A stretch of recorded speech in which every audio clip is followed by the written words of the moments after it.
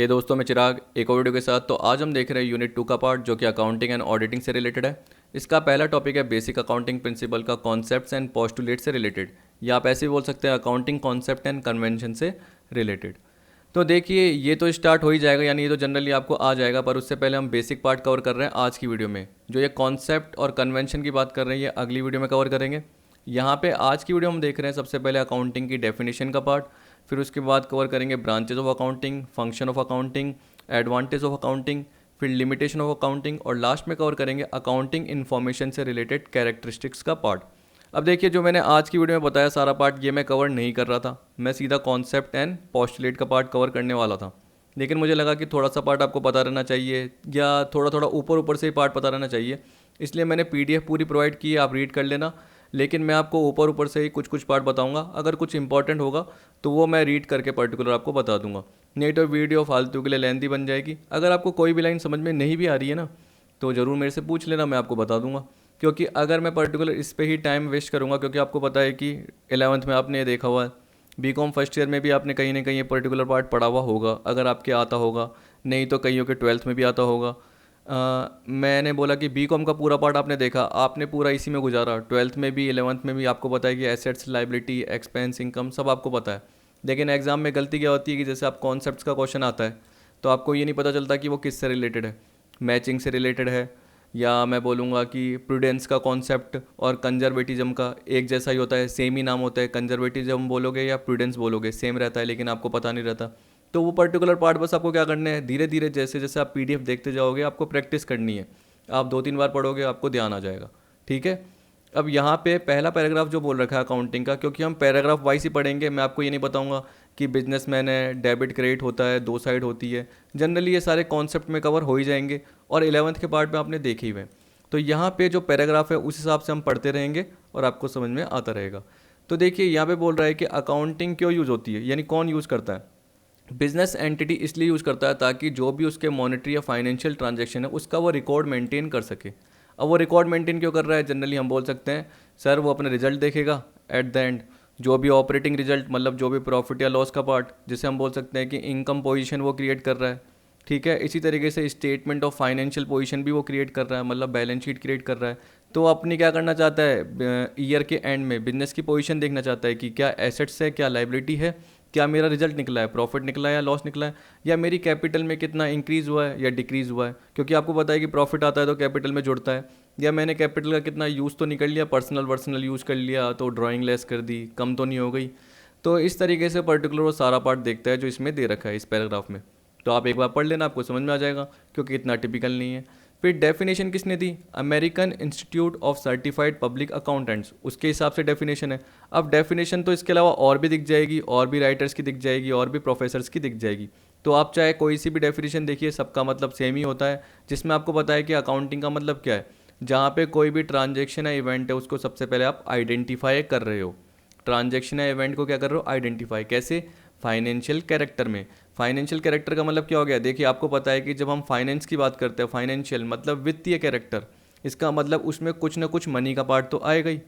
तो ये बोल रहा है कि चाहे वो पार्टली पार्ट में भी हो, लेकिन वो फाइनेंशियल कैरेक्टर में होना चाहिए, मतलब उसका कुछ ना कुछ पार्ट मनी में मेजर किया हुआ होना चाहिए। मैं किसी को गुड्स बेचता हूँ तो मुझे पता है कि उससे मनी मिलेगी, आज नहीं तो बाद में मिलेगी। अगर मैंने 1 महीने की उसको उधार दी, क्रेडिट दी, तो मुझे पता है कि 30 दिन बाद यानी 1 महीने बाद या 31 दिन बाद मुझे उससे क्या मिलेंगे, अमाउंट मिलेगा ही मिलेगा। तो वो किस टर्म में, मॉनेटरी टर्म में। तो सबसे पहले क्या बोल रहा है, जो भी इवेंट है, ट्रांजेक्शन है, उसको पहचानो। नॉन फाइनेंशियल जो भी कैरेक्टर है, नॉन मॉनेटरी टर्म है, उसको आप यहाँ पे मेजर नहीं कर सकते, यहाँ पे आप इसको रिकॉर्ड नहीं कर सकते। जो भी फाइनेंशियल ट्रांजैक्शन है उसको आइडेंटिफाई करने के बाद रिकॉर्ड कर सकते हो। अब आप बोलोगे सर नॉन मॉनेटरी कौन से होते हैं, जैसे देखो किसी के सेंटीमेंट्स को ओनर ने क्या कर दिया, किसी वर्कर के सेंटीमेंट को हर्ट कर दिया, उसकी एंट्री क्या होगी, आपको पता ही नहीं है। किसी पर्टिकुलर वर्कर की डेथ हो गई, उसकी एंट्री क्या होगी, उससे आपको जो नुकसान हुआ, ठीक है, वो कैसे आप कैलकुलेट कर पाओगे, पता ही नहीं चल पाएगा। वो तो कब दिखेगा, जब आपको पता है कि मान लो कि कोई वर्कर छोड़ के चले गया जो कि एफिशिएंट था, तो हमें बाद में कब पता चलेगा, जब हमारा आउटपुट नहीं निकल रहा उतना, तब पता चलेगा। लेकिन वो वर्कर चले गया, तब आपने क्या करी, एंट्री कुछ भी नहीं करी।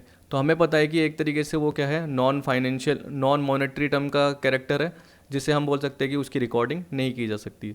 तो हमें पता है कि देखो आइडेंटिफाई करने के बाद क्या आता है, रिकॉर्डिंग का पार्ट आता है। रिकॉर्डिंग मतलब journal.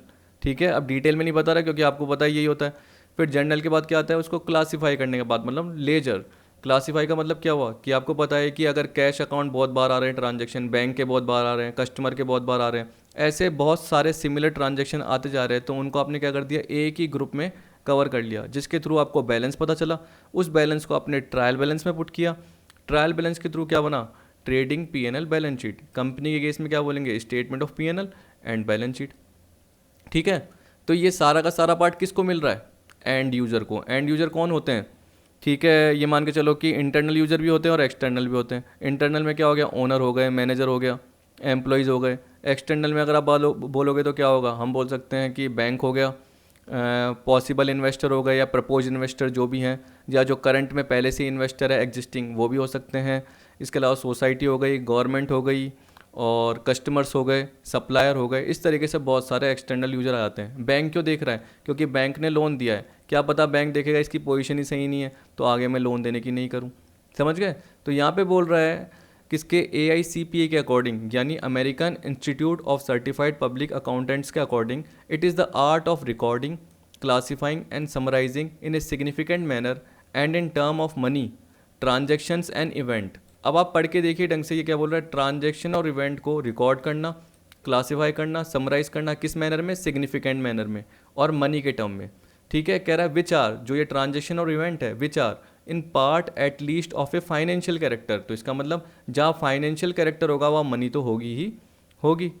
And interpreting the result thereof, इसका मतलब क्या हुआ, आपको पता है कि आपने रिकॉर्ड किया, क्लासीफाई किया, समराइज किया, तो समराइज करने पर आपकी balance sheet I, statement of PNL आया, जिसको एक तरीके से जो भी मैनेजर, ओनर मैं बोल रहा हूँ, वो क्या कर रहा है, एनालाइज कर रहा है और इंटरप्रेट कर रहा है, तब जाके वो एंड यूजर को क्या कर रहा है, कम्युनिकेट कर रहा है। तो देख लीजिए, स्टेप मैं आपको बता देता हूँ, याद रख लेना। आइडेंटिफाई करना ट्रांजेक्शन इवेंट को, फिर उसको रिकॉर्ड करना मतलब जर्नल, फिर क्लासीफाई करना मतलब लेजर करना, फिर समराइज, समराइज मतलब क्या हो गया, पीएनएल बैलेंस शीट।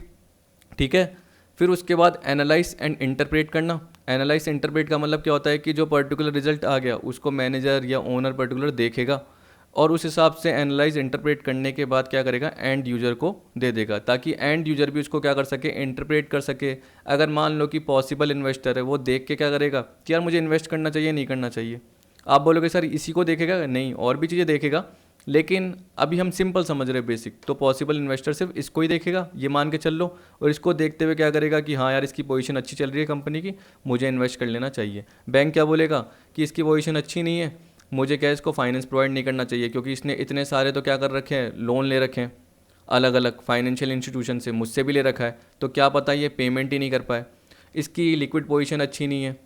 ठीक, इसका मैंने प्रॉफिट लॉस का पार्ट देखा तो उसमें एक्सपेंसेस का पार्ट ज़्यादा हो रहा था, बहुत ज़्यादा, इतने सारे ऑपरेटिंग एक्सपेंस हो रहे थे जो कि इतने ज़्यादा नहीं होने चाहिए थे, नॉन ऑपरेटिंग भी हो रहे थे, तो वो एक तरीके से आइडेंटिफाई कर ही लेगा, ये बोल रहा है। अब देखिए, ये बोल रहा है कि जो आपने मीनिंग देखी है, डेफिनेशन देखी, उसके थ्रू बहुत सारे अलग अलग हम बोल सकते हैं एट्रीब्यूट्स या कैरेक्टरिस्टिक आ गई इसकी। तो अकाउंटिंग क्या एक आर्ट है। आर्ट का मतलब क्या होता है आपको पता है कि आप किसी भी पर्टिकुलर वर्क को अपने हिसाब से करते हो, सबकी सब्जेक्टिव अप्रोच रहती है। वैसे अकाउंटिंग में क्या बोल रखा है कि एक पर्सन होगा जो कि क्या करेगा, अकाउंट्स मेंटेन करेगा, तो पर्टिकुलर मेथड्स ये सब कुछ फॉलो करेगा और आप भी फॉलो कर रहे हो। लेकिन उसके बाद आपको पता है कि जो भी रिजल्ट निकल के आ रहा है, जो भी ऑपरेटिंग प्रॉफिट या फाइनेंशियल पोजीशन निकल के आ रही है, तो वो किसके बेसिस पे निकल के आ रही है, आपके नॉलेज के बेसिस पे, आपके एक्सपीरियंस के बेसिस पे, आपके जजमेंट पे। क्यों, जैसे सपोज करो आप इन्वेंट्री का वैल्यूएशन करते हो, तो आप कौन सा मेथड फॉलो करते हो, कोई नौ सीखिया होगा तो उसको पता नहीं होगा, वो क्या पता एवरेज मेथड फॉलो कर लें, जबकि आपके बिजनेस में फीफो मेथड सही रहता। तो ऐसे ये बोल रहा है कि जनरली क्या होगा कि accounting is classified as an art as it helps us in attaining our aim of ascertaining the financial result, that is operating profit and financial position through analysis and interpretation of financial data, जो कि एक तरीके से जिसके लिए क्या चाहिए होती है, स्पेशल नॉलेज की, एक्सपीरियंस की एंड जजमेंट की। अब देखिए, मैं बोलूँगा कि कोई एक्सपीरियंस इन्वेस्टर है, वो कंपनी के है ना, ये रिकॉर्ड देखते ही पता कर लेगा कि कंपनी की क्या हालत है। ठीक है, उसको आगे की और चार्ट्स या हम बोल सकते हैं और डेटा को देखने की ज़रूरत ही नहीं है, क्योंकि वो पहले से ही नॉलेजेबल है। वैसे ही हम बात करेंगे मैनेजर की, अगर कोई एफिशिएंट मैनेजर है तो उसको पता चल जाएगा कि यार पिछले कंपैरिजन में हमारा इस साल का जो प्रॉफिट है वो सही नहीं निकला। ठीक है, हमारी जो फाइनेंशियल पोजीशन है वो इस तरीके से ख़राब हो रही है, तो उसको कैसे सही किया जाए आगे के लिए। तो एक तरीके से आपको पता है कि ये पास्ट रिजल्ट भी बता रहा है कि आपका जो रिजल्ट था जो फ्यूचर में आपको जो भी एक्शन लेने हैं वो कैसे आप सही करोगे, क्योंकि आपको पता है कि एक तरीके से ये रिजल्ट तो निकल चुका है, प्रॉफिट या लॉस आ चुका है, बैलेंस शीट की पोजीशन पता चल गई है, तो उसके बाद आप उसको सही करने की करोगे। तो एक तरीके से फ्यूचर प्लान आपके बनाने में हेल्प करेगा। It involves recording, classifying and summarising, ये पढ़ के देख लेना, नॉर्मल पार्ट है, सिंपल सा। फिर आपको बोल रखा है it records transaction in term of money, जो कि मैंने आपको बताया कि जितने भी ट्रांजेक्शन होते हैं वो क्या होते हैं, एक तरीके से मनी के टर्म में होंगे, तब जाके आप उसको रिकॉर्ड कर पाओगे, वरना नहीं कर पाओगे। ठीक। फिर आपको बोल दिया it records only those transaction event which are of financial character. देखो ऊपर भी वही था, ये भी वही था। आपको पता है कि जब भी आपका मनी का पार्ट आएगा तभी जाके आप ट्रांजेक्शन रिकॉर्ड कर पाओगे, मतलब वो फाइनेंशियल कैरेक्टर में होगा तो उसमें कुछ मनी का पार्ट होगा, तब जाके आप रिकॉर्ड कर पाओगे। आपने बैंक से लोन लिया तो उसमें मनी का पार्ट है, आपको पता है। आपने सप्लायर से माल खरीदा, मनी का पार्ट है। आपने एम्प्लॉय को सैलरी दी, मनी का पार्ट है। लेकिन वर्कर से झगड़ा हो गया, कुछ भी पार्ट नहीं है मनी का, तो नॉन फाइनेंशियल। फिर फिफ्थ क्या बोल दिया, it is the art of interpreting the results of operation to determine the financial position of enterprise. अब देखिए यहाँ पे क्या बोल दिया कि आप जो भी आपके बिजनेस के रिजल्ट आए हैं, मतलब जो भी फाइनेंशियल पोजीशन निकली, ठीक है, यानी जो भी बैलेंस शीट का पार्ट आया, जो भी स्टेटमेंट ऑफ P&L का पार्ट आया, उसको क्या कर रहे हो, इंटरप्रेट कर रहे हो। इंटरप्रेट का मतलब क्या है कि आपकी प्रोग्रेस क्या हुई पर्टिकुलर पिछले साल के हिसाब से, या हम बोल सकते हैं दूसरी कंपनी के हिसाब से। राइवल फर्म ने क्या करा, तो राइवल फर्म का अगर आप बैलेंस शीट P&L देखोगे, जो कि अवेलेबल हो ही जाता है, आपको पता है आजकल सारी कंपनीज का अवेलेबल हो ही जाता है, तो आप एक दूसरे से कंपेयर कर सकते हो। फिर देखिए यहाँ पे बोल रहा है स्टेजेस ऑफ अकाउंटिंग। अब देखिए स्टेजेस ऑफ अकाउंटिंग वही है जो मैंने आपको बताई, लेकिन यहाँ पे 3 में ही दे रखी है, तो कोई बात नहीं। देखो सबसे पहले क्या बोल रहा है, वही आइडेंटिफाइड और रिकॉर्ड। तो सबसे पहले क्या करो, आइडेंटिफाई करो कि वो फाइनेंशियल कैरेक्टर का है या नॉन फाइनेंशियल। फाइनेंशियल का है तो उसको मनी में मेजर कर सकते हैं। उसके बाद जर्नल में रिकॉर्ड करो। रिकॉर्ड करने के बाद उसको क्लासीफाई करो, मतलब लेजर में क्रिएट करो। फिर लेजर क्रिएट करने के बाद उसको समराइज़ करो। समराइज़ इस तरीके से करो कि जो भी इंटरेस्टेड पार्टी या यूज़र है, ठीक है, वो पर्टिकुलर उनको आराम से देख सके, एंड यूजर उसके इफेक्ट को पता कर सके। तो उस केस में क्या होगा, फाइनेंशियल स्टेटमेंट आएगा आपका। फाइनेंशियल स्टेटमेंट का मतलब क्या हुआ, स्टेटमेंट ऑफ P&L और balance sheet. Statement of P&L क्या बताएगा, आपके बिजनेस के प्रॉफिट या लॉस को, ऑपरेटिंग प्रॉफिट या लॉस को, जनरली ऐसा बोला जाता है नॉर्मल टर्म में। और जब बैलेंस शीट है जो क्या बताएगा, वो आपके बिजनेस के ट्रू एंड फेयर व्यू को दिखाएगा। ठीक है, कि आपका बिजनेस का एक तरीके से पोजीशन क्या चल रही है, एसेट्स की और लाइबिलिटी की, और कैपिटल जो आपने लगाई है उसके हिसाब से आपको रिटर्न मिला या नहीं मिला। जनरली ये आपको पता चल जाएगा फाइनेंशियल स्टेटमेंट के थ्रू। तो यही आपको दे रखा था। लेकिन स्टेप वाइज देखो, identify, recording, classify, summarising, analysing and interpreting, ये पार्ट आता है। और लास्ट में आता है कम्युनिकेटिंग। कम्युनिकेटिंग का मतलब क्या होता है, आप एंड यूजर को इन्फॉर्मेशन पहुँचाना चाहते हो। आप कौन, ओनर या मैनेजर, जनरली ये हम बोलेंगे नॉर्मल टर्म में। अब देखिए ब्रांचेज ऑफ अकाउंटिंग दे रखी है, तो मैंने यहाँ पे क्या कर रखा है, 4 ब्रांचेस कवर कर रखी है। 4 एक तरीके से अकाउंटिंग की ब्रांचेस कवर कर रखी है। वैसे बहुत सारी हो सकती है, मैं आपको और भी नाम दे सकता हूँ, पर पहले हम ये 4 देख लेते हैं, फिर मैं आपको कुछ नाम बता दूंगा जो कि हमारे आगे पर्टिकुलर टॉपिक्स है उसमें भी आएगी। यहाँ पे दे रखा है आपको फाइनेंशियल अकाउंटिंग, जो आपने अभी पूरा का पूरा पढ़ा कि आप आइडेंटिफाई कर रहे हो, रिकॉर्ड कर रहे हो, क्लासीफाई कर रहे हो, समराइज कर रहे हो, एनालाइज एंड इंटरप्रेट कर रहे हो, उसके बाद कम्युनिकेट कर रहे हो, एंड यूजर को दे रहे हो। वो सारा किस में होता है, फाइनेंशियल अकाउंटिंग। क्योंकि आपको पता है कि उसके थ्रू आपका क्या बनेगा, ट्रायल बैलेंस, फिर उसके बाद स्टेटमेंट ऑफ P&L और बैलेंस शीट बनेगा। लेजर के बाद आपको पता है ना ट्रायल बैलेंस बनता है। और ये तो ये सारा पार्ट एक तरीके से क्या बता रहा है, कंपनी की फाइनेंशियल इन्फॉर्मेशन बता रहा है। क्या बता रहा है, फाइनेंशियल इन्फॉर्मेशन। तो फाइनेंशियल अकाउंटिंग जो कि कौन करता है एक तरीके से, देखो मान के चलो कि कोई पार्टनरशिप फॉर्म है तो वो क्या बनाएगी, ट्रेडिंग, P&L, बैलेंस शीट। कोई मैन्युफैक्चरिंग फॉर्म है तो वो क्या करेगी, कॉस्ट अकाउंटिंग भी मेंटेन कर सकती है, और फिर बाद में ये भी कर सकती है, क्योंकि आपको पता है कि वो स्टेटमेंट ऑफ P&L भी बनाएगी और बैलेंस शीट, क्योंकि वो कंपनी भी है। तो अगर कॉस्ट अकाउंटिंग की बात करेंगे तो उस केस में क्या आएगा, पर्टिकुलर एक प्रोसेस का पार्ट आएगा कि इनपुट लिया, उसको क्या करा, प्रोसेस किया और आउटपुट प्रोड्यूस करा। तो जो भी आउटपुट आया उसकी कॉस्ट क्या आई, total cost divide by unit कर दी, यानी कॉस्ट पर यूनिट। तो आपने जब कॉस्टिंग पढ़ी है तो उसमें आपने कॉस्ट शीट का पार्ट देखा है, आपने इसके अलावा प्रोसेस कॉस्टिंग देखी है, ऑपरेटिंग कॉस्टिंग देखी है। सर्विसेज के मामले में ऑपरेटिंग कॉस्टिंग ज़्यादातर होती है, आपने सुनी होगी। ठीक है, ट्रांसपोर्ट के केस में, होटल सर्विस से रिलेटेड केस में आपने ऑपरेटिंग कॉस्टिंग का पार्ट पढ़ा था। आपने स्टैंडर्ड कॉस्टिंग पढ़ी, या आप आगे देखोगे भी, पर्टिकुलर हमारा जो टॉपिक है अकाउंटिंग एंड ऑडिटिंग का, इसमें आएगा। तो ये बोल रहा है cost accounting is the process of accounting for cost. इसके थ्रू क्या पता चलता है, unit cost of output produce, या जो हमने सर्विस दी है उससे रिलेटेड कॉस्ट क्या निकली है, कॉस्ट पर सर्विस, तो जनरली आपको पता चल जाती है। तो उस केस में आप क्या करते हो, कॉस्ट शीट मेंटेन करते हो। ध्यान है ना, direct material, direct labour, direct expense, तो प्राइम कॉस्ट आता है। फिर उसके साथ आप क्या करते हो, फैक्ट्री ओवरहेड जोड़ देते हो, तो फैक्ट्री कॉस्ट या वर्क कॉस्ट आता है। फिर प्लस ओपनिंग स्टॉक और WIP माइनस क्लोजिंग स्टॉक और WIP, इस तरीके से आपका पार्ट आता है। अब देखिए मेरे को तो पूरी शीट रटी हुई है क्योंकि हम पढ़ाते रहते हैं। आपको क्या करना है, आप 2-3 बार PDF रीड करोगे या पर्टिकुलर ये सारे पार्ट देखोगे तो आपको समझ में आ जाएगा। ये जो पहली PDF का पार्ट है इतना काम का नहीं है, मैं पहले बता रहा हूँ क्यों, क्योंकि हमारा मेन क्या है, कॉन्सेप्ट वाला पार्ट है। और देखिए कॉन्सेप्ट के भी अगर आप पिछले एग्ज़ाम के देखोगे, 2 एग्ज़ाम के, जब से हमारा सिलेबस चेंज हुआ था तो नहीं आए। उससे पहले कॉन्सेप्ट का पार्ट हर क्वेश्चन यानी हर पेपर में एक क्वेश्चन तो आता ही आता था। लेकिन पिछले 2 अटेम्प्ट से मेरे को तो नहीं दिखे, क्योंकि मैं पर्टिकुलर पूरा का पूरा पेपर चेक करता हूँ, उसके बाद ही क्या करता हूँ, पास्ट ईयर के MCQs में पुट करता हूँ। तो मुझे तो कुछ भी एक भी क्वेश्चन नहीं दिखा जो कि कॉन्सेप्ट या कन्वेंशन से रिलेटेड हो। अगर आपको दिखा है तो बता देना ज़रूर, लेकिन मेरे को तो पिछले 2 अटेम्प्ट यानी जून 19 और दिसंबर 19 के लिए नहीं दिखा। अगर मुझे आगे भी दिखेगा तो मैं तो कवर करूँगा ही करूँगा। यहाँ पे बोल रहा है मैनेजमेंट अकाउंटिंग का part. Management accounting is primarily concerned with the supply of information which is useful to management in decision making, increasing efficiency of business and maximizing profit। तो आप सोचिए कि मैनेजमेंट अकाउंटिंग में क्या आता है।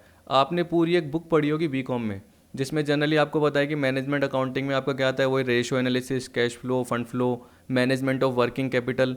तो उस केस में आप क्या करते हो, हाँ, और एक और वही कि इन्वेस्टमेंट इन रिसीवेबल्स, तो उसको मैनेज करने का काम, कैश मैनेजमेंट का पार्ट, तो वो सारा पार्ट आपका किससे रिलेटेड है, मैनेजमेंट अकाउंटिंग से रिलेटेड है। जिसमें मैनेजमेंट एक तरीके से क्या कर रहा है, डिसीजन मेकिंग की अप्रोच देख रहा है। वो ये देख रहा है कि बिजनेस की एफिशिएंसी कैसे बढ़ेगी, प्रॉफिट कैसे मैक्सिमाइज किया जा सकता है। तो वो सारा मैनेजमेंट अकाउंटिंग का पार्ट आ गया।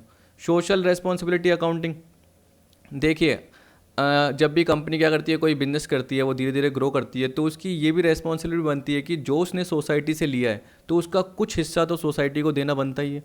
जैसे आपने टाटा एंड सन्स यानी रतन टाटा की कंपनीज का नाम सुना होगा, कंपनी का नाम सुना है। तो रतन टाटा क्या करता है, जनरली जो भी उसने क्या करा, अर्न किया, तो बहुत हिस्सा वो क्या करता है, गरीबों में हम बोल सकते हैं, या हम बोल सकते हैं पॉवर्टी, हंगर जो भी है उसको हटाने के लिए वो बहुत ज़्यादा एफर्ट करते हैं। इसी तरीके से रिलायंस भी हो गया, फाउंडेशन बना रखी है, आप देख सकते हो। तो कुछ ना कुछ उनकी सोशल रेस्पॉन्सिबिलिटी रहेगी ही रहेगी। तो ये बोला, it is the process of identification, measurement and communicating the contribution made by business enterprise to the society in which business enterprise is born and thereafter grow। जिसके थ्रू क्या होता है, बिजनेस एंटरप्राइज बॉर्न हुआ और उसके बाद ही grow हुआ। क्यों, क्योंकि वो सोसाइटी में ही धीरे धीरे बिजनेस बना था, और सोसाइटी की वजह से ही, उनके ही फैक्टर्स यूज़ करने से, नेचुरल रिसोर्सेज यूज़ करें, लेबर यूज़ करें, तो उनकी हेल्प से ही आप ग्रो हुए।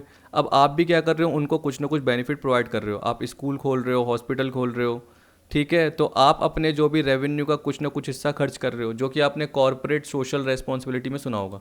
अब देखिए ये 4 पार्ट होते हैं। वैसे ही ह्यूमन रिसोर्स अकाउंटिंग भी होती है, आपको पता है, रेस्पॉन्सिबिलिटी अकाउंटिंग भी होती है, इन्फ्लेशन अकाउंटिंग भी होती है। हमारे जो टॉपिक में है वो ह्यूमन रिसोर्स अकाउंटिंग और इन्फ्लेशन अकाउंटिंग है, जो कि जब टॉपिक आएगा तब कवर कराऊंगा।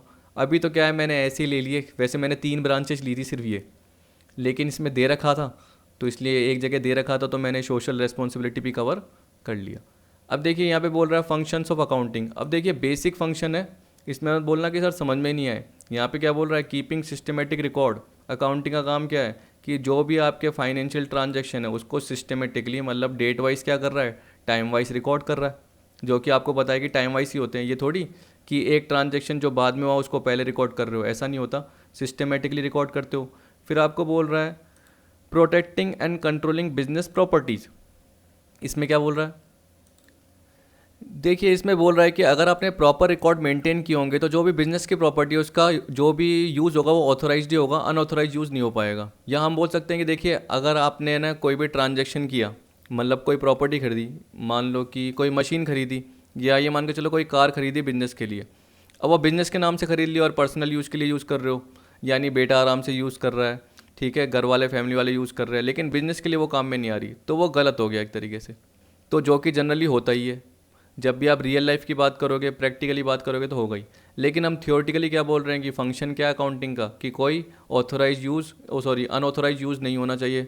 और जो भी प्रॉपर्टी आपसे बिलोंग करती है उसका कोई ऐसे फालतू के लिए आप डिस्पोजल नहीं कर दो कि बेच दो। पता चले कि है ना आपने बिजनेस के लिए एसेट खरीदी है, बिजनेस में दिखा दी और उसको बेच दिया, तब भी बिजनेस में दिखाए जा रहे हो, बेचने के बाद भी, यानी वो फिजिकली है नहीं, तब भी आपने उसको क्या कर दिया, अकाउंटिंग में मतलब बुक्स में दिखा दिया, तो वो तो गलत हो गया।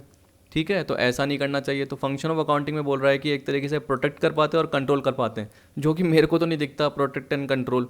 क्योंकि जनरली क्या होता है, लोग क्या करते हैं, उसको जो भी प्रॉपर्टी खरीदते हैं ना वो बिजनेस के नाम से खरीदते हैं और पर्सनल पर्पज़ के लिए बहुत सारा यूज़ करते हैं। आप कुछ भी चीज़ देख लेना, ज़्यादातर जैसे प्रिंटर भी अगर ख़रीदा होगा मान लो, तो चलो वो तो ऑफिस के लिए काम आ रहा है, लेकिन एक और प्रिंटर खरीदा होगा ना जो घर के लिए है, वो भी क्या खरीदा होगा, बिजनेस के नाम से खरीदा होगा जानबूझ के, ताकि बिजनेस में उसका डेप्रिसिएशन का पार्ट लिया जा सके। तो प्रैक्टिकली तो कुछ भी चल सकता है, ठीक है, ज़रूरी नहीं कि प्रैक्टिकली एथिकलिटी रहती है, वो तो इनएथिकल पार्ट भी रहता है बिहेवियर, लेकिन आपको थियोरटिकली सोचना है सारे पार्ट को, ठीक।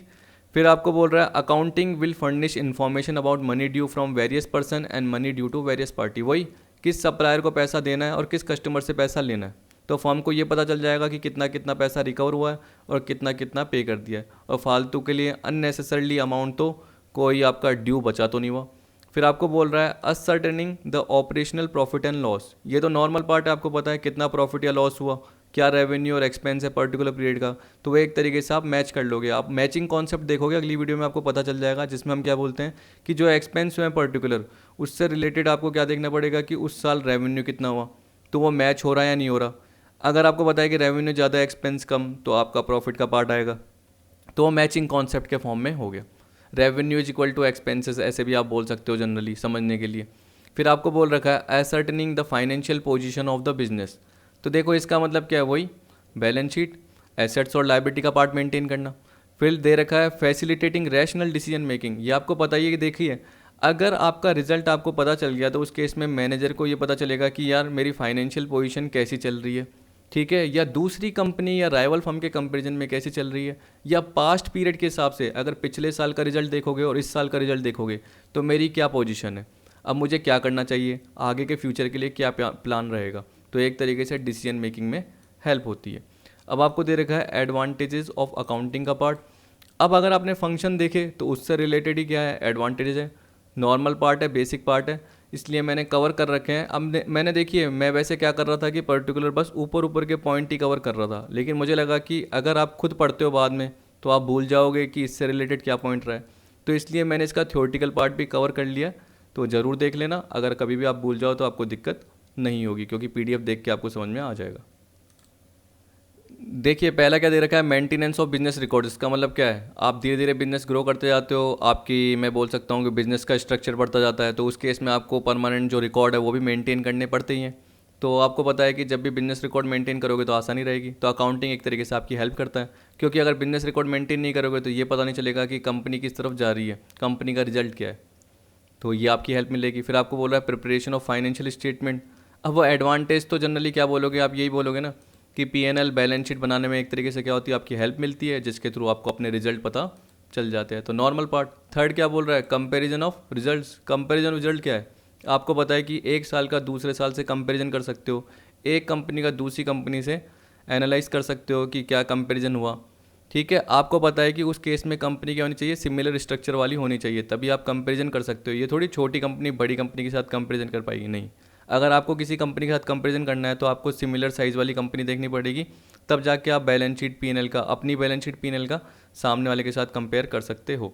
पर जनरली आपने देखो वो common size statement, comparative financial statement generally ये पढ़े होंगे, तो एक तरीके से हम रिजल्ट कंपेयर कर सकते हैं। फिर आपको डिसीजन मेकिंग का पार्ट दे रखा है। डिसीजन मेकिंग देखो बार बार आ रखा है, आपको पता है कि अकाउंटिंग इन्फॉर्मेशन जो भी होगी वो आपकी क्या हेल्प करेगी कि जो भी फ्यूचर एक्टिविटी है वो कैसे प्लान की जा सके। क्यों, क्योंकि देखिए अगर आपको पता चल रहा है कि आपकी सेल 20 लाख हुई है मान लो, तो अब आपको पता है कि इस साल आपको 10% बढ़ानी है, 20% बढ़ानी है, तो आपने पहले से सोच लिया। अगर आपको लग रहा है कि यार ये नॉन ऑपरेटिंग एक्सपेंस है ना कुछ बहुत ज़्यादा हो गए, तो इस साल मुझे कम करने हैं, तो वो कैसे देखा आपने, पिछले साल के यानी पास्ट ईयर के रिजल्ट के बेसिस पे कि अब मुझे फ्यूचर में क्या करना पड़ेगा, कम करना है। तो फ्यूचर एक्टिविटी से रिलेटेड जो भी प्लान है वो आपके बनाने के काम आ रहे हैं, यानी फ्यूचर एक्शन एक तरीके से आपके इस पे डिपेंड कर रहा है, आपकी डिसीजन मेकिंग का पार्ट इस पे डिपेंड कर रहा है। फिर एविडेंस इन लीगल मैटर, इसका मतलब क्या है, देखिए फाइनेंशियल स्टेटमेंट बनता है, जो भी सारा पार्ट बनता है, कभी भी कोर्ट में केस हो गया तो आपको पता है कि आपके पास वो ट्रेडिंग पीएनएल बैलेंस शीट का पार्ट सारा पड़ा हुआ है, तो कभी भी आपसे कोर्ट ने मांग लिया तो आप वो प्रोवाइड कर दोगे।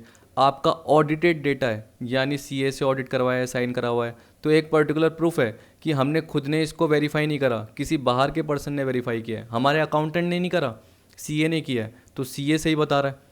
तो आपका वेटेज होगा।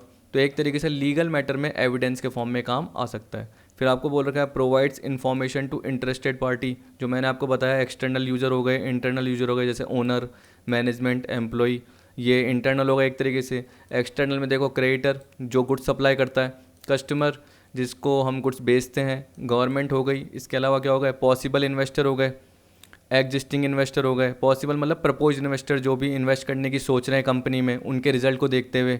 एग्जिस्टिंग इन्वेस्टर जो पहले से इन्वेस्ट करके बैठे हैं, वो क्या पता छोड़ने की कर सकते हैं, उनको लग रहा है कि यार कंपनी की पोजीशन ही अब सही नहीं है तो और डाउन होती जाएगी आगे आने वाले टाइम के लिए, बेच दो शेयर, ऐसे वो सोच रहे हैं। बैंक कि इनको लोन देना या नहीं देना। तो एक तरीके से जो भी एक्सटर्नल और इंटरनल यूजर है उनके लिए एक तरीके से इन्फॉर्मेशन प्रोवाइड करता है।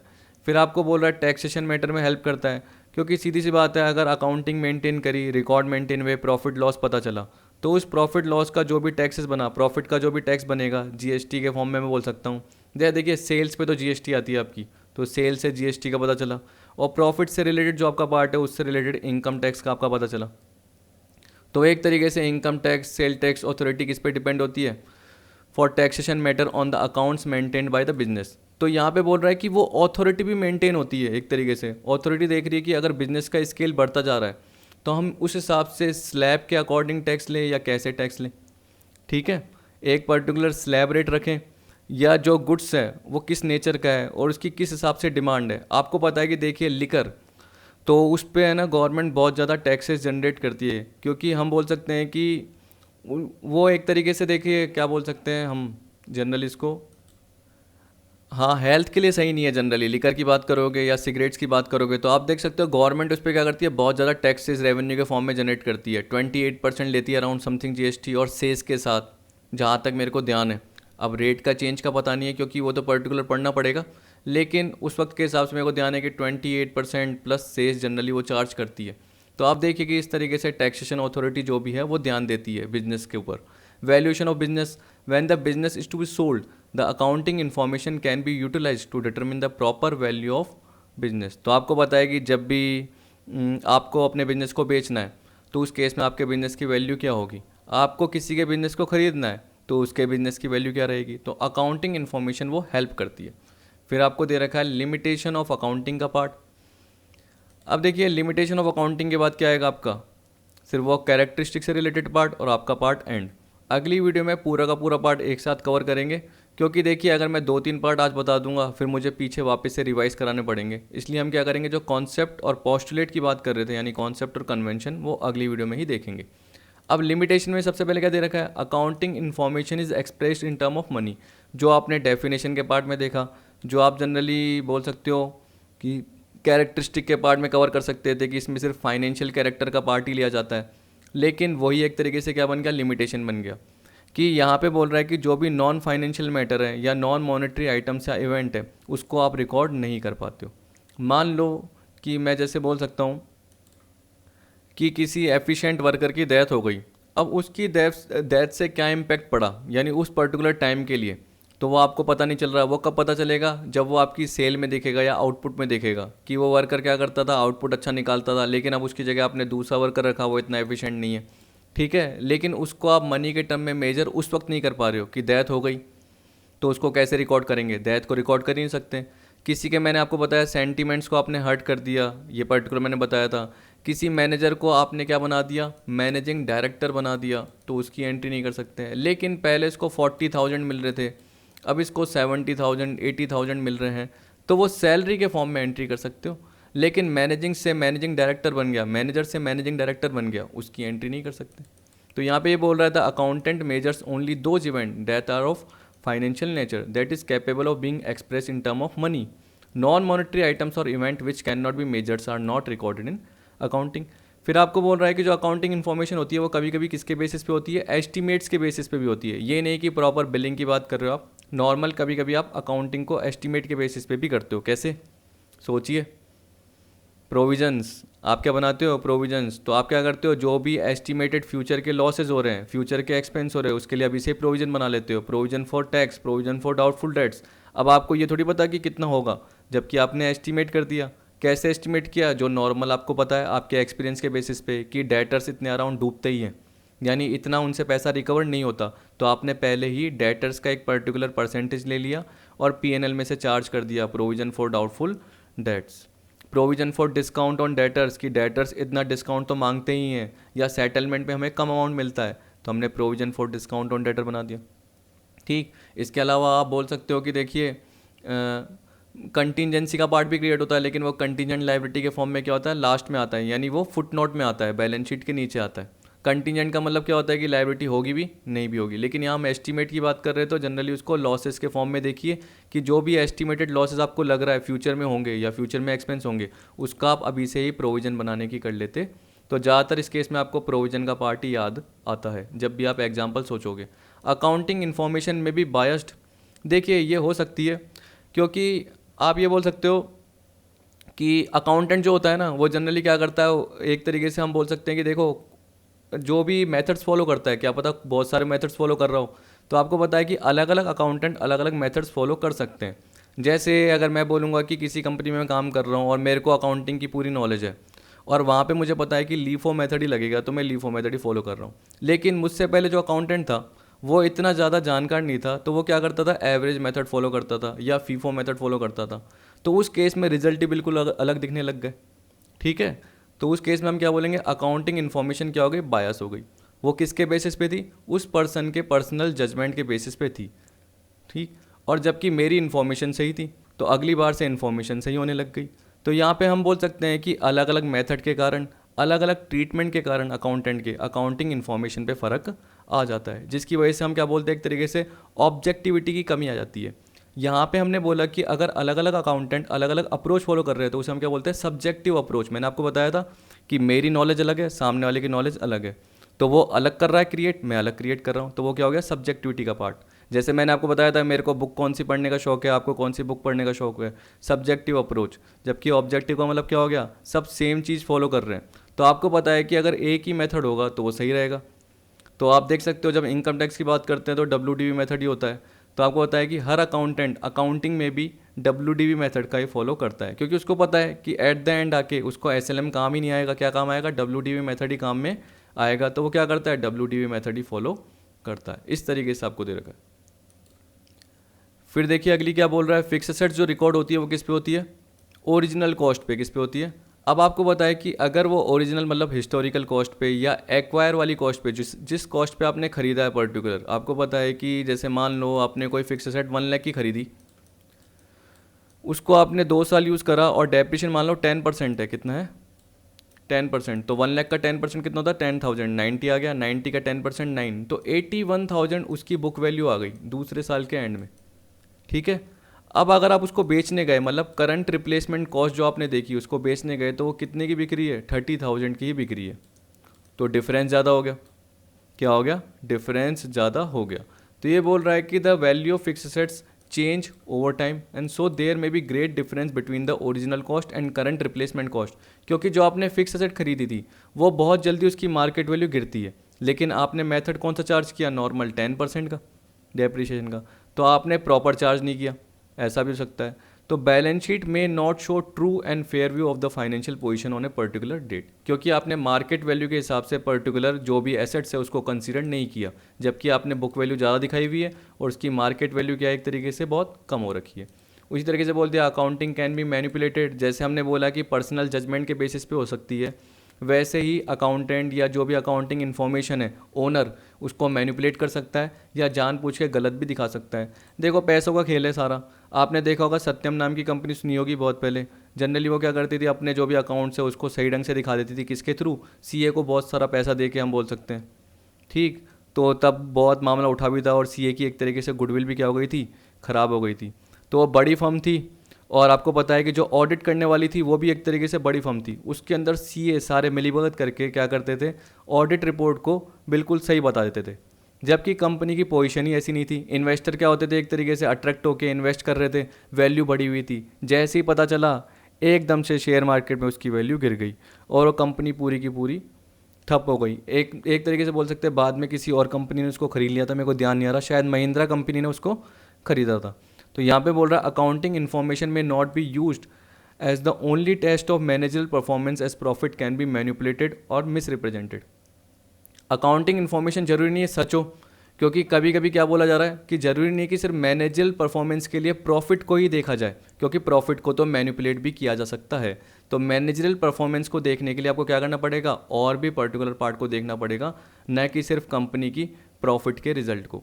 मनी ऐसे measurement unit changes in value, ये बोल रहा है कि मनी एक मेजरमेंट यूनिट के फॉर्म में है, पर आपको पता है कि आजकल इन्फ्लेशन का दौर भी है। आजकल क्या वैसे ही रहता है, आपने जो 10 साल पहले कोई चीज़ खरीदी होगी, आपको पता है कि उसकी आज वैल्यू जो है अगर आप ख़रीदने जाओगे तो ज़्यादा ही होगी। मान लो कि 10 साल पहले जो मैंने कैमरा कोई ख़रीदा होगा, ठीक है, तो मैंने 50 का ख़रीदा, तो आपने बोला कि सर 10 साल बाद उस कैमरे की वैल्यू कम होगी, उसकी नहीं बात कर रहा मैंने बोला कि अगर मैंने वैसा ही कैमरा आज ख़रीदा होता तो उसकी वैल्यू कितनी होती, क्या पता 75,000 या 60,000 होती। मतलब इन्फ्लेशन का पार्ट है। तो आपने मनी को मेजरमेंट यूनिट के फॉर्म में तो देखा, लेकिन उसकी वैल्यू को कंसिडर नहीं करा कि कैसे वो चेंज हो रही है। अकाउंटिंग में हम जनरली ये नहीं करते हैं, क्योंकि आपको पता है कि आप हिस्टोरिकल कॉस्ट पे फिक्स रेट को ले लेते हो। आपने क्या करा, 5 साल पहले जो मशीन को लिया तो वो कितने का लिया, 5 लाख का लिया, फिर आपने उस पर डेप्रिसिएशन चार्ज करते गए। क्या पता उसकी मार्केट वैल्यू भी ज़्यादा हो, तो आपको उसको उस हिसाब से कंसिडर करना पड़ेगा, ये बोल रहा है। तो बोला the value of money does not remain stable unless price level changes are considered in measurement of income, the accounting information will not show true financial result. बोल रहा है जब तक कि आप चेंज इन वैल्यू का पार्ट कंसिडर नहीं करोगे, तब तक तो आपका ट्रू फाइनेंशियल रिजल्ट कभी भी नहीं दिखेगा। मतलब अगर आप मनी को एक ही फॉर्म में रखते हो और उसको चेंज नहीं करते हो वैल्यू को, तो कभी भी आपकी ट्रू फाइनेंशियल रिजल्ट शो नहीं होगा। अब आपका पार्ट दे रखा है सिस्टम ऑफ अकाउंटिंग का, जो कि नॉर्मल पार्ट है। देखिए मैं आपको इसका हल्का सा पार्ट बता देता हूँ, क्योंकि कोई टिपिकल पार्ट नहीं है और ये आपको आता भी है। 2 पार्ट है, एक तो कैश सिस्टम और एक एक्रूअल सिस्टम, जिसको हम मर्केंटाइल बेसिस भी बोलते हैं। ध्यान होगा आपको, जब हम कैश सिस्टम की बात करते हैं एक मिनट, सॉरी गला ख़राब हो गया था इस चक्कर में। देखिए हम कैश सिस्टम ऑफ अकाउंटिंग की बात करते हैं तो उसका मतलब क्या है, जब भी आप अकाउंटिंग एंट्रीज कर रहे हो, कब, जब आपको कैश रिसीव हुआ या जब आपने कैश पे किया, मतलब आप ड्यू बेसिस पे अकाउंटिंग नहीं कर रहे हो। अगर आप ड्यू बेसिस पे अकाउंटिंग करते हो तो उसे हम क्या बोलेंगे, एक्रूअल। और अगर आप कैश बेसिस पे कर रहे हो कि जब भी कैश मिलेगा, चाहे वो अगले साल का हो चाहे वो पिछले साल का हो, मतलब चाहे वो प्रीवियस पीरियड का हो चाहे वो आगे आने वाले पीरियड का, यानी फ्यूचर से रिलेटेड हो, अगर मुझे आज मिल रहा है तो आज ही मैं उसकी अकाउंटिंग कर लूँगा। जबकि मैंने एक्रूअल बेसिस पे क्या बताया, आपको एडजस्टमेंट करना पड़ता है, आउटस्टैंडिंग एक्सपेंस, प्रीपेड, एक्रूड, अनअर्ड। अगर आपको डिटेल में जाना है तो मुझे बता दीजिएगा, अलग से एक पर्टिकुलर वीडियो बन जाएगी। पर इसमें नॉर्मल मतलब तो यही है जो आपको समझ में आता है कि accounting entries are made only when cash is received or paid, no entries made when a payment or receipt is merely due. अगर वो सिर्फ ड्यू हुआ है, ठीक है, और उसका पेमेंट नहीं हुआ, वो सिर्फ ड्यू हुआ इनकम लेकिन वो रिसीव नहीं हुई। अगर हम इनकम के केस में बोलेंगे तो क्या बोलेंगे, इनकम ड्यू हो गई लेकिन रिसीव नहीं हुई, ठीक है। इनकम ज़्यादा रिसीव हो गई तो उस केस में हम क्या बोलेंगे, जितना कैश रिसीव हुआ है चाहे ज़्यादा हुआ हो तब भी हम उसकी अकाउंटिंग कर देंगे। अगर इनकम रिसीव नहीं हुई तो उसकी नहीं करेंगे, क्योंकि हम कैश सिस्टम की बात कर रहे हैं। In other word it is a system of accounting in which revenue and cost, मतलब वही एक्सपेंस इनकम की बात कर रहा है, expense or income, and assets and liability और बैलेंस शीट से रिलेटेड बात कर रहा है, are reflected in the accounts in the period in which actual payment or actual receipts are made in cash. ठीक है, जनरली ये बात कर रहा है। फिर आपको बोल रहा है it may not treat any revenue to have been earned or even sales to have taken place unless cash is actually paid by customer. जब तक कि कस्टमर एक्चुअल में कैश पे नहीं कर देता तब तक रेवेन्यू को आप क्या करोगे, यानी जो भी आपने गुड्स बेचा है उसको आप सेल के फॉर्म में ट्रीट नहीं करोगे। मान लो कि मैंने किसी को माल बेचा, 1 महीने की उधार दी, 1 महीने बाद कैश मिला तो उसको मैं 1 महीने बाद रिकॉर्ड करूँगा cash account debit to sales. अगर मैं एक्रूअल बेसिस की बात करता तो मैं क्या करता, debtors account debit to sales. समझ गए? तो मैं डेटर्स या कस्टमर का अकाउंट क्रिएट कर रहा हूँ कब, जब मैं एक्रूअल बेसिस की बात कर रहा हूँ। अगर मैं कैश बेसिस की बात कर रहा हूँ तो जब मुझे कैश मिलेगा तब करूँगा, और जब मैं एक्चुअल में कैश पे करूँगा तब जाके उस ईयर में मैं रिकॉर्डिंग करूँगा, उसे हम बोलेंगे कैश बेसिस। याद रख लेना। ये बोल रहा है cash basis of accounting is incompatible with the matching principle of income determination. इसका मतलब क्या है, देखिए जब आप अगला टॉपिक पढ़ेंगे यानी कॉन्सेप्ट से रिलेटेड पार्ट देखेंगे अगली वीडियो में, तो एक मैचिंग कॉन्सेप्ट आएगा जहाँ मैंने बताया था कि एक तरीके से रेवेन्यू इज इक्वल टू क्या होता है, आपका एक्सपेंस होता है। ठीक है, पर्टिकुलर ये एक तरीके से मैचिंग प्रिंसिपल है, क्योंकि आपको पता है कि जो आपकी इनकम भी अर्न होगी ना, प्रॉफिट भी अर्न होगा, वो एक तरीके से किसका पार्ट है, रेवेन्यू से रिलेटेड ही पार्ट है। तो रेवेन्यू इज इक्वल टू क्या हो गया, एक्सपेंसेस का आपका पार्ट दे रखा है। जबकि कैश बेसिस में क्या बोल रहा है, कैश रिसिप्ट और कैश पेमेंट। और रेवेन्यू हम क्या बोलते हैं, ड्यू बेसिस। क्या बोलते हैं, ड्यू। तो मान लो कि अगर आपने 1 लाख की इनकम अर्न की लेकिन आपको 80 ही मिली, कितनी मिली, 80 मिली, लेकिन आपको रेवेन्यू में कितनी दिखानी पड़ेगी, 1 लाख दिखानी पड़ेगी। तो वो 20,000 की आपकी एक्रूड इनकम हो जाएगी, क्या हो जाएगी। जबकि अगर मैं कैश बेसिस पे मेंटेन करता तो मैं कितने दिखाता, 80,000 ही दिखाता। समझ गए। तो कैश बेसिस पे 80 दिखाई और रेवेन्यू बेसिस पे चाहे मुझे 20,000 नहीं मिले तब भी मैंने एक्रूड इनकम एडजस्ट करते हुए उसको 1 लाख दिखा दिया। और बोला जब भी 20,000 मिलेंगे तब मैं क्या कर दूंगा, cash account debit to accrued income कर दूंगा। पर तब तक मैंने एडजस्टमेंट का पार्ट किया, लेकिन यहाँ पे मैंने कोई भी एडजस्टमेंट नहीं करा।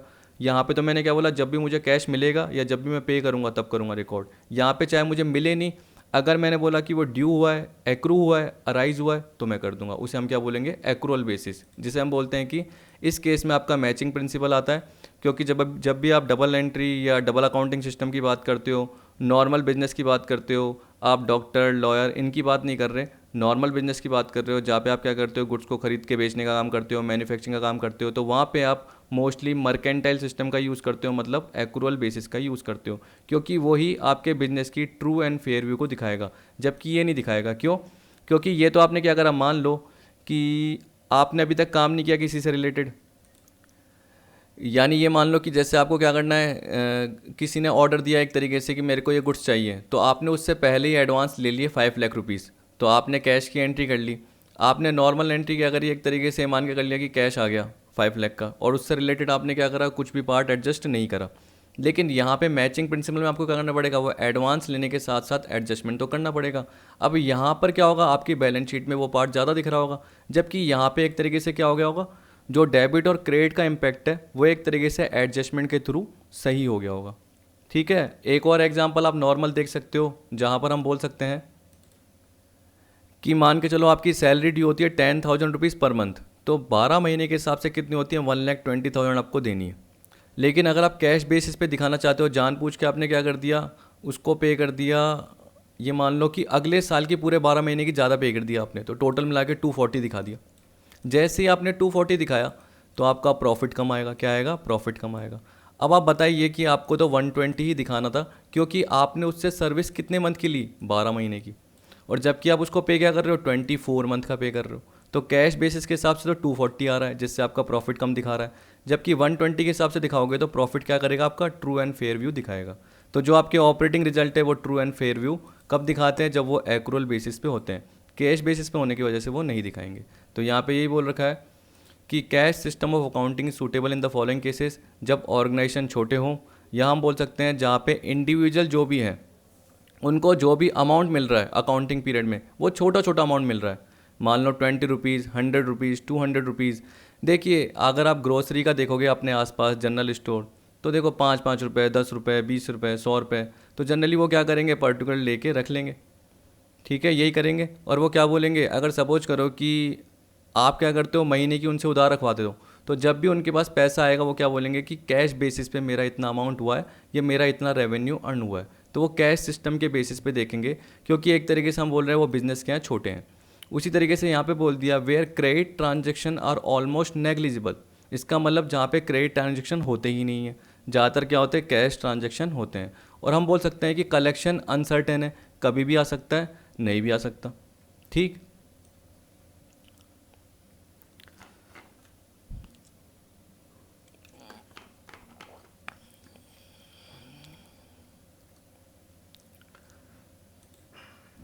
जैसे हम बोल सकते हैं प्रोफेशनल अकाउंटेंट का पार्ट आपने देखा होगा, तो उसमें देखो बोल रहा है doctor, lawyer, forms of chartered accountant, company secretaries. तो ये जो भी पार्ट दे रखे हैं ये क्या करते हैं, सर्विसेज प्रोवाइड करते हैं। तो कभी कभी क्या करते हैं, देखो जब भी आपको पता है कि इनके पास अमाउंट आता है तो सामने वाला क्या करता है, कैश ही देने की करता है, और ये भी क्या करता है, कैश ही लेने की करते हैं। और इनका कलेक्शन को ये नहीं पता नहीं कि इतना होगा।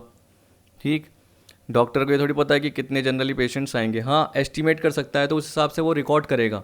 अब देखिए कुछ तो डॉक्टर रिकॉर्ड करते हैं, कुछ पर्टिकुलर नहीं करते हैं। ज़्यादातर जितने भी डॉक्टर के पास गया हूँ तो ज़्यादातर वो क्या करते हैं, कैश ही मांगते हैं। शुरू में बोलते हैं कि क्या करेंगे, आजकल फिर भी क्या मांग लेते हैं, पेटीएम में मांग लेते हैं, लेकिन कभी भी ये नहीं बोलेंगे कि सर बैंक अकाउंट में डाल दो। ठीक। तो ये बोला but while recording expenses they take into account the outstanding expenses also, लेकिन बोल रहा है कि जब भी वो एक्सपेंस रिकॉर्ड करते हैं तो वो आउटस्टैंडिंग एक्सपेंस भी रिकॉर्ड करते हैं। इस केस में उन्हें फाइनेंशियल स्टेटमेंट प्रिपेयर करने पड़ेंगे, जो कि जनरली कैसे बनते हैं, रिसिप्ट एंड पेमेंट और इनकम एंड एक्सपेंडिचर। गलती से मैंने रिसिप्ट एंड एक्सपेंडिचर अकाउंट लिख दिया, पर याद रखना रिसिप्ट एंड पेमेंट और इनकम एंड एक्सपेंडिचर वैसे बनते हैं नॉन ट्रेडिंग ऑर्गेनाइजेशन की तरह, या आप बोलते हो ना नॉन प्रॉफिट ऑर्गेनाइजेशन, उसकी तरह बनते हैं सेम इनके भी। फिर आपको दे रखा है एक्रूअल सिस्टम ऑफ अकाउंटिंग। देखिए अब ये टिपिकल पार्ट नहीं है, एक बार जरूर देख लेना, आपको पता है ये तो आप शुरू से 12th से पढ़ते आ रहे हो। मर्केंटाइल सिस्टम ऑफ अकाउंटिंग जिसमें आप स्टेटमेंट ऑफ P&L मेंटेन करते हो, जो भी वो ड्यू बेसिस पे करते हो।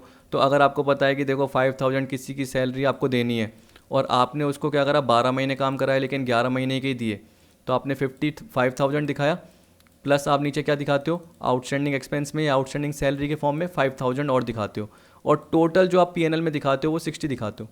तो क्यों दिखाते हो, क्योंकि ड्यू बेसिस पे एक्सपेंसेस ड्यू हो गए लेकिन पे नहीं करे, तब भी आपको 5000 दिखाने पड़ेंगे। उसी तरीके से मान लो आपने 60 की जगह किसी को 70 पे कर दिए, तो आप 70 में से 10 माइनस करते हो और 60 दिखाते हो। तो इसका मतलब क्या, दोनों ही केस में आपने 60 दिखाए, ठीक है। एक केस में आपका आउटस्टैंडिंग हो रहा है, एक में आपका प्रीपेड हो रहा है, तो आपको वो एडजस्टमेंट करना पड़ेगा। तो यहाँ पे कैश रिसिप्ट और कैश पेमेंट का पार्ट नहीं है। अगर वो हो भी रहा है ज़्यादा तो आपको उसको क्या करना पड़ेगा, एडजस्ट करना पड़ेगा।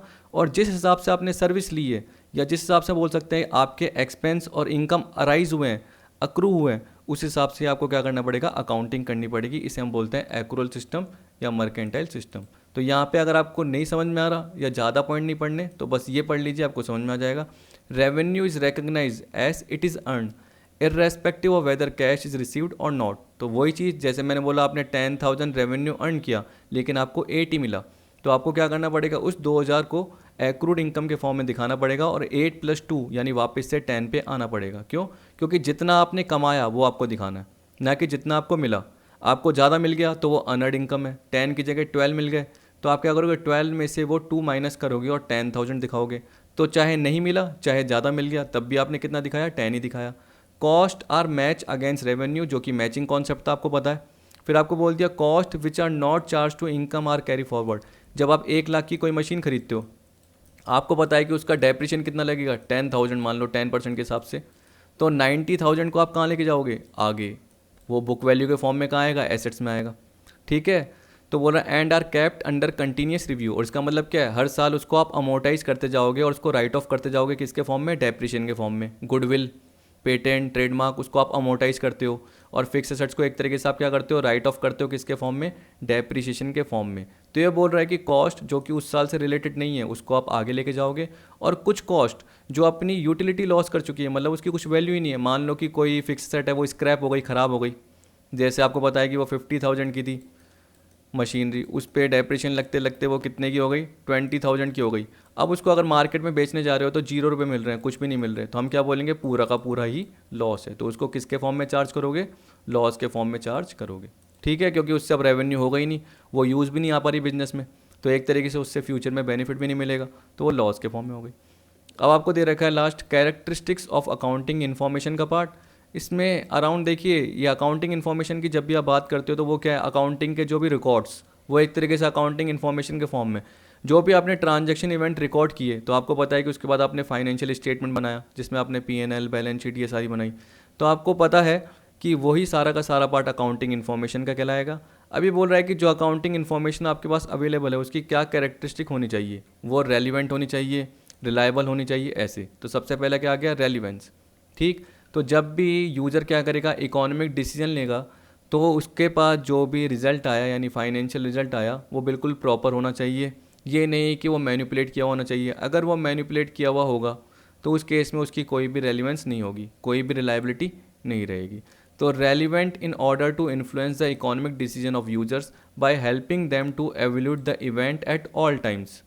इवेंट मतलब क्या हो गया, वो पर्टिकुलर जो आपने रिकॉर्ड किए हैं उस पर्टिकुलर स्टेटमेंट में, या आप बोल सकते हैं जो भी फाइनेंशियल रिजल्ट आपको दिख रहे हैं, ठीक है, या यूजर्स को दिख रहे हैं, किसमें, उस अकाउंटिंग इन्फॉर्मेशन के through. Accounting information has a bearing on decision making by helping investor, creator and other user to evaluate past and future event. It confirms or correct prior expectation. The relevance of information is affected by its nature and materiality. जब भी information की बात करते हैं तो हम क्या देखते हैं कि वो कितना मेटेरियल है। अगर आप एक कंपनी में देखना चाहते हैं कि इन्वेस्ट करना है नहीं करना, तो आप क्या देखते हो जनरली, अगर मैं होऊंगा तो क्या देखूंगा, एक तो पर्टिकुलर प्रॉफिट का पार्ट देखूंगा कि कितना वो कर रही है, तो वो मेरे लिए मटेरियल है। इसके अलावा मैं क्या बोलूँगा कि यार उसकी एसेट्स क्या है, उसकी लिक्विड पोजीशन क्या है, क्योंकि मैं ये नहीं देखूंगा कि उसका स्टॉक कितना है, डेटर कितना है। वो तो एक तरीके से मैं क्या बोलूँगा, स्टॉक बहुत सारा पड़ा हो सकता है, क्या पता बिक नहीं रहा हो, डेटर बहुत सारे हो सकते हैं, क्या पता उनसे रिकवर नहीं कर पा रहे हो।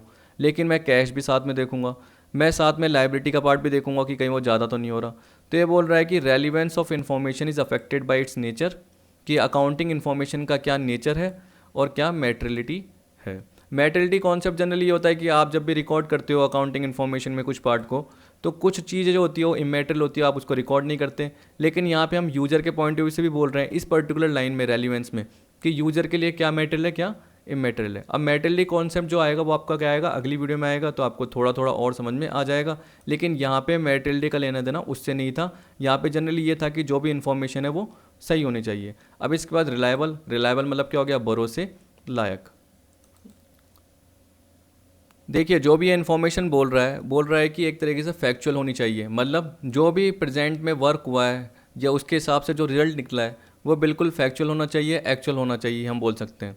ये किसी भी, हम बोल सकते हैं कि इसमें कुछ भी मेटल एरर नहीं होना चाहिए और बायस नहीं होना चाहिए। देखो बायस कौन करेगा, जनरली ओनर कर सकता है, ठीक है। ओनर जानबूझ के ऐसे मेंटेन करेगा कि वो गलत रिकॉर्ड दिखा रहा है। मेटल एरर जानबूझ के वो ऐसा करेगा कि मैं बोल सकता हूँ, देखो अगर हमें पता है कि सप्लायर बहुत सारे हैं, क्रिएटर बहुत सारे हैं, लेकिन जानबूझ के उसने क्रिएटर कम करके दिखा दिए ताकि ऐसा लगे इन्वेस्टर्स को कि पोजीशन अच्छी है उस वक्त के लिए, फिर बाद में उसने क्या कर दिया, उसको मैनिपुलेट कर दिया। तो ऐसा नहीं करना चाहिए। उसी तरीके से बोल दिया the key aspect of reliability are, जब भी रिलायबिलिटी देखनी पड़ती है तो वो कैसे देखेंगे, faithful representation, substance over form, neutrality, prudence and completeness.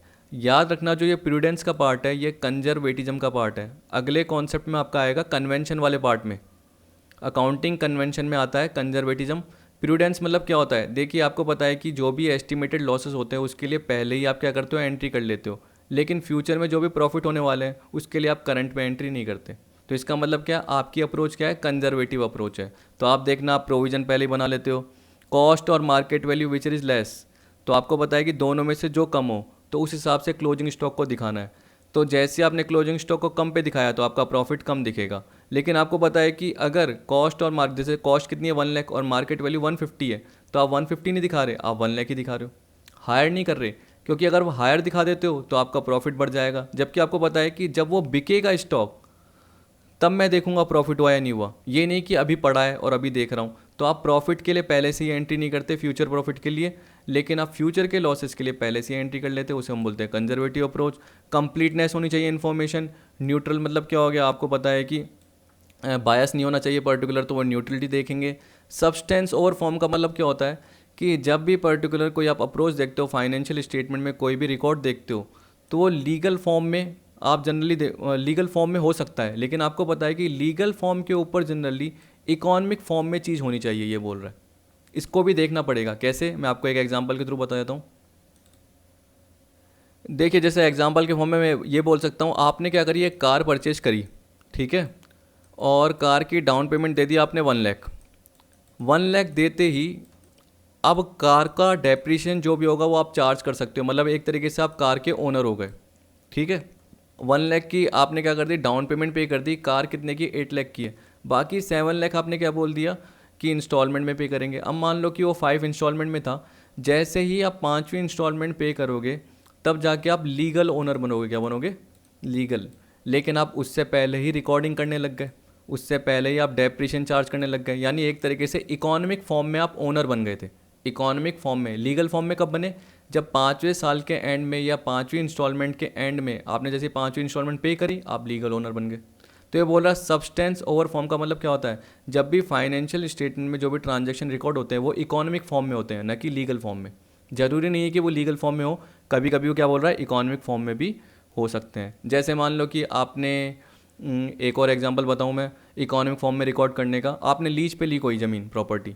अब आपको पता है कि वो प्रॉपर्टी पूरी मान लो कि 60 ईयर्स यूज हो सकती है, क्या हो सकती है, लेकिन आपने उसमें से 55 ईयर्स के लिए लीज पे ले ली, तो मोस्ट ऑफ द टाइम आपने यूज़ कर ली एक तरीके से 55 ईयर, ठीक है। लेकिन लीगल ओनर तो आप नहीं बने, क्यों, क्योंकि जैसे ही 55 साल ये एंड होंगे तो सामने वाला जो लेसर है वो आपसे वापस ले लेगा। लेकिन फिर भी आपने उसको अपनी बुक्स में रिकॉर्ड किया, कितने सालों तक, 55 साल तक, और उसको एक तरीके से अपनी एसेट माना और उस पर डेप्रिसिएशन चार्ज करते गए। तो आपने इकोनॉमिक फॉर्म में उसको दिखाया हुआ है, उसे हम क्या बोलेंगे, सब्सटेंस ओवर फॉर्म। जब भी फाइनेंशियल स्टेटमेंट में आप अपने ट्रांजैक्शन को दिखाते हो, चाहे वो लीगल फॉर्म में भी हो, लेकिन उसके ओनर आप बाद में बनोगे, लेकिन उसको आप पहले ही दिखा देते हो, ये मान के चल लो नॉर्मल फॉर्म में। यानी इकोनॉमिक रियलम पार्ट आप करते हो। इकोनॉमिक रियलम क्या होता है कि आप इकोनॉमिक यूजेस को देखते हो, ना कि लीगल यूजेस को देखते हो। तो उस केस में हम क्या बोलेंगे उसे, सब्सटेंस ओवर फॉर्म। ठीक, अब आपका पार्ट दे रखा है कंपेरेबिलिटी का। कंपेरेबिलिटी का मतलब क्या है, वही सिमिलर इन्फॉर्मेशन है, आपको पता है सेम एंटरप्राइज की आपकी इन्फॉर्मेशन है, दूसरे एंटरप्राइज की भी सेम इन्फॉर्मेशन है, तो आप कंपेयर कर सकते हो। क्यों? क्योंकि आपको पता है कि आपकी भी साइज़ सेम है, उसकी भी साइज़ सेम है। पर्टिकुलर आपका रेवेन्यू और उसका रेवेन्यू, कंपटीशन चलता रहता है, राइवलरी चलती रहती है, तो उस हिसाब से आप रिजल्ट देख सकते हो कि किस तरीके से रिजल्ट सुधरा है या ख़राब हुआ है। या हम ये भी बोल सकते हैं कि पास्ट पीरियड के हिसाब से भी देख सकते हो कि पिछले साल क्या रिजल्ट था, इस साल आपका क्या रिजल्ट है। तो आप अपनी कंपनी के अंदर भी कंपेरिजन कर सकते हो और दूसरी कंपनी के साथ जो सिमिलर साइज़ की है उसके साथ भी कंपेरिजन कर सकते हो। ठीक है, फिर आपको दे रखा है अंडरस्टैंडेबिलिटी। अब अंडरस्टैंडेबिलिटी का मतलब क्या हो गया, सीधी सी बात है, जो भी अकाउंटिंग इन्फॉर्मेशन है, जो भी रिकॉर्ड्स है, वो सारे के सारे यूजर के द्वारा अंडरस्टैंडेबल होने चाहिए। तो हमें ऐसी इन्फॉर्मेशन प्रोवाइड करनी चाहिए या पर्टिकुलर ऐसी नॉलेज देनी चाहिए, और साथ में जो यूजर्स है उसके पास भी एक तरीके से क्या है, बिजनेस से रिलेटेड, इकोनॉमिक्स से रिलेटेड, अकाउंटिंग की रीजनेबल नॉलेज होनी चाहिए। ठीक, क्योंकि आपको पता है कि अगर उसके पास नॉलेज होगी तभी उसके पास विलिंगनेस होगी उस पर्टिकुलर इन्फॉर्मेशन को पढ़ने की, और ढंग से वो पढ़ेगा। नहीं तो वो क्या करेगा, किसी और के थ्रू भी इन्वेस्ट कर देगा।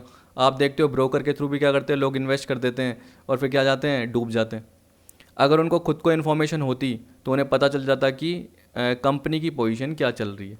फिर आपको दे रखा है टाइमलीनेस। टाइमलीनेस का मतलब क्या होता है, जितनी जल्दी इन्फॉर्मेशन आपके पास कम्युनिकेट होगी उतनी जल्दी क्या करोगे, आप डिसीजन ले पाओगे। अगर आपके पास लेट इन्फॉर्मेशन पहुंची या सामने वाली कंपनी ने ही आपको लेट इन्फॉर्मेशन पहुंचाई, जो भी अकाउंटिंग इन्फॉर्मेशन या रिजल्ट है लेट दिए, तो उस केस में आप डिसीजन नहीं ले पाओगे, या ये भी हो सकता है कि आप दूसरी कंपनी की तरफ बढ़ जाओगे, ऐसा हो सकता है। तो टाइमलीनेस होना चाहिए इन्फॉर्मेशन में। कॉस्ट बेनिफिट जनरली बोल रहा है कि जो भी इन्फॉर्मेशन प्रोवाइड की गई है उसकी जो भी कॉस्ट है, आपको पता है कि अकाउंटिंग रिजल्ट जो भी निकलते हैं उसकी कॉस्ट निकलती है। कॉस्ट क्यों निकलती है, क्योंकि वो किसी ने प्रोवाइड की होगी, तो आपने उसको कुछ ना कुछ अमाउंट तो दिया होगा ना। तो आपको पता है कि इन्फॉर्मेशन जो भी निकलती है उसका एक्सपेंस तो होता ही है, तो उसका जो बेनिफिट है वो ज़्यादा होना चाहिए। जो भी उस इन्फॉर्मेशन के थ्रू बेनिफिट डिराइव किया हुआ वो ज़्यादा होना चाहिए, किससे, उसकी कॉस्ट से, ये बोल दिया। तो थोड़ा आपको क्या मिलना चाहिए, कॉस्ट बेनिफिट। ये बोल रहा है accounting information must be useful to most of the people who want to use it, and preparation of that useful information must not be costly and time consuming process. तो बोला ये नहीं होनी चाहिए, कॉस्टली और टाइम कंज्यूमिंग नहीं होनी चाहिए। The emphasis is on cost benefit consideration, and the benefit derived from information should normally exceed the cost of providing it. तो इसका मतलब सपोज करो मैं इन्फॉर्मेशन ले रहा हूँ पर्टिकुलर, तो मुझे जो इसकी कॉस्ट लगी उससे ज़्यादा इसके बेनिफिट होने चाहिए, नहीं तो मेरे कोई फ़ायदा नहीं होगा। फिर आपको बोल रहा है वेरीफाइबिलिटी। देखिए नॉर्मल पार्ट है, आपको पता है कि हम बोलते हैं ट्रू एंड फेयर व्यू दिखाता है, तो वो कब दिखाता है कि अकाउंटिंग इन्फॉर्मेशन अगर सही हो। Verifiability ensure the truthfulness of recorded transaction. तो जनरली हमें पता है कि अकाउंटेंट के अलावा कोई और इसको वेरीफाई करता है, चेक करता है, वैलिडेट करता है। कौन करता है, सीए, कंपनी सेक्रेटरीज। जनरली आप इसकी बात करोगे, कुछ केसेस में आप देखो, ज़्यादातर केसेस में तो क्या देखोगे, जब भी हम कंपनी की बात करते हैं तो कंपनी की टैक्स ऑडिट होती है, तो आपको पता है कि वो कौन करता है, सीए करता है। मैं नॉर्मल छोटी मोटी फर्म्स की बात नहीं कर रहा, मैं कंपनी की बात कर रहा हूँ। और आपको पता है कि वो सेक्शन 44A जनरली अप्लाई हो जाता है, 44AB समथिंग अप्लाई हो जाता है। तो उस केस में क्या होता है, ऑडिट करवानी पड़ती है, चाहे आप कंपनी नहीं हो तब भी। तो ये बोल रहा है कि जो कंपनी है उसको टैक्स ऑडिट करवानी पड़ेगी, तो वो किससे कराएगा, सीए से कराएगा, और अकाउंटेंट उसका अलग होगा। ठीक, तो आप भी एक तरीके से एश्योर हो जाओगे कि यार सीए ने क्या करी है, इसको ऑडिट करी है, इसकी ऑडिट रिपोर्ट क्या होगी, बिल्कुल सही बताई होगी, यानी जो भी इन्फॉर्मेशन बताई होगी सही। तो उस हिसाब से आप क्या कर सकते हो, उसकी ट्रूथफुलनेस को देखते ही मैं बोल सकता हूँ इन्वेस्ट करने की सोच सकते हो, या बैंक जो भी है वो फाइनेंस प्रोवाइड करने की सोच सकता है, सप्लायर आगे मेटल प्रोवाइड करने की सोच सकता है। पर आपको पता है कि आजकल इसमें भी क्या हो सकता है, घपला हो सकता है। जब भी मैं क्या करता था, अकाउंटिंग करता था, नहीं सीए के अंडर में ट्रेनिंग लेता था, तो उसमें क्या होता था, अकाउंटेंट भी वही होता था सीए, ठीक है, और ऑडिटर भी वही होता था। ऐसा रियल में पॉसिबल नहीं है, ऐसे मान के चलो, यानी थ्योरेटिकल पॉसिबल नहीं है, क्योंकि हम बोल सकते हैं कि ये गलत होता है, लेकिन देखो रियल या प्रैक्टिकल लाइफ में सब चलता है। तो उस केस में क्या होता था, हमारे पास ऑडिट के लिए जैसे आता था ना, अकाउंटिंग भी हम कर रहे हैं, फिर उसके बाद क्या हो रहा है, ऑडिटिंग करने भी हम जा रहे हैं। तो प्रैक्टिकली कुछ भी हो सकता है, लेकिन थ्योरेटिकली देखो अलग अलग चीज़ होती है, थ्योरेटिकली मत सोचिए। अब यहाँ पे बोल रहा है कि न्यूट्रलिटी का पार्ट, देखिए इसमें तो बता ही दिया कि बायस से फ्री आनी चाहिए एक तरीके से। अकाउंटेंट ये नहीं कि अपने हिसाब से क्या कर रहा है, इन्फॉर्मेशन प्रोवाइड कर रहा है या मेथड सप्लाई कर रहा है, ऐसा नहीं है। और ये नहीं कि जो ओनर है पर्टिकुलर अकाउंटिंग इन्फॉर्मेशन को जानबूझ के मैनिपुलेट कर रहा है या बदल रहा है उस हिसाब से, और एक ग्रुप को वो फेवर में दे रहा है और दूसरे ग्रुप के लिए क्या हो रहा है वो नुकसान वाला हो रहा है। तो ऐसा नहीं होना चाहिए। जनरली एक्सटर्नल यूजर के लिए होता है ये बोल रहा है, तो इसलिए फ्री फ्रॉम बायस होनी चाहिए। फिर लास्ट में आ गया आपका कंप्लीटनेस। कंप्लीटनेस का मतलब क्या है? देखिए इसमें तो इन्फॉर्मेशन क्या बोल रहा है कि पूरी होनी चाहिए, प्रॉपर होनी चाहिए, मतलब पूरी कंप्लीट इन्फॉर्मेशन होनी चाहिए, आधी अधूरी इन्फॉर्मेशन नहीं होनी चाहिए। जो भी मेटल पार्ट है, जो भी इन्फॉर्मेशन का पार्ट है, जो भी इन्वेस्टर के लिए नेसेसरी है, क्रेडिटर के लिए या बाकी जितने भी यूजर्स, बैंक, गवर्नमेंट की बात कर रहे हो, तो उनको प्रॉपर पता रहना चाहिए। ठीक, तो ये बोल रहा है completeness means all the metal information that is necessary to investor, creditor और other user for assessing the financial position and operating results of the organization has been disclosed in financial statement. तो वो किस में होने चाहिए? Financial statement में दिखाई हुई होनी चाहिए।